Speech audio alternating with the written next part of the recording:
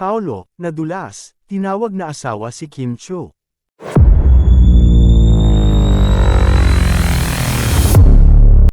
Kasalukuyang pinag-uusapan sa ilang social media platforms at entertainment news sites ang isang insidente kung saan tila nagkamali si Paulo Avellino sa isang kamakailang palabas.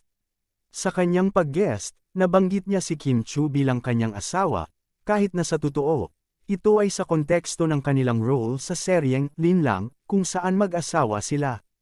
Ayon sa mga fans, mukhang natural at tiyak ang pagkakasabi ng aktor na parang tunay nga silang mag-asawa ni Kim Chiu.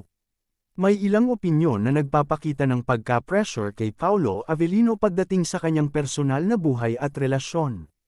Hindi na ito nakapagtataka dahil mula pa noong una, kilala si Paulo sa kanyang pagiging pribado pagdating sa mga detalye ng kanyang personal na buhay.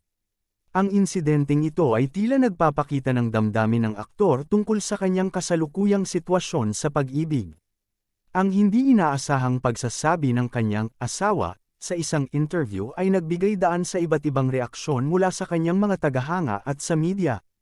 Marahil, ang pagkakamali ay nagmula sa sobra niyang pag-emote sa kanyang papel sa serye, na maaaring hindi niya namamalayan na ang konteksto ng kanyang pahayag ay napagkakamalang totoong relasyon. Sa kabila ng pagiging pribado ni Paulo sa kanyang buhay, ang insidenteng ito ay nagpapakita na kahit gaano siya kahigpit sa pagtatago ng kanyang personal na detalye, may mga pagkakataon pa ring lumalabas ang mga bagay na maaaring hindi niya nais na ipahayag. Ito rin ay maaaring nagbigay sa kanya ng karagdagang pressure na ipakita ang isang tiyak na imahe sa publiko, na maaari ring magdulot ng stress sa kanya.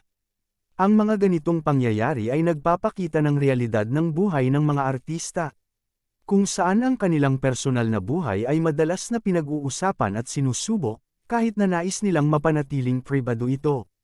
Sa kabila ng lahat, mahalaga pa rin na maging maingat ang bawat isa sa mga pahayag nila upang maiwasan ang hindi inaasahang kontrobersya.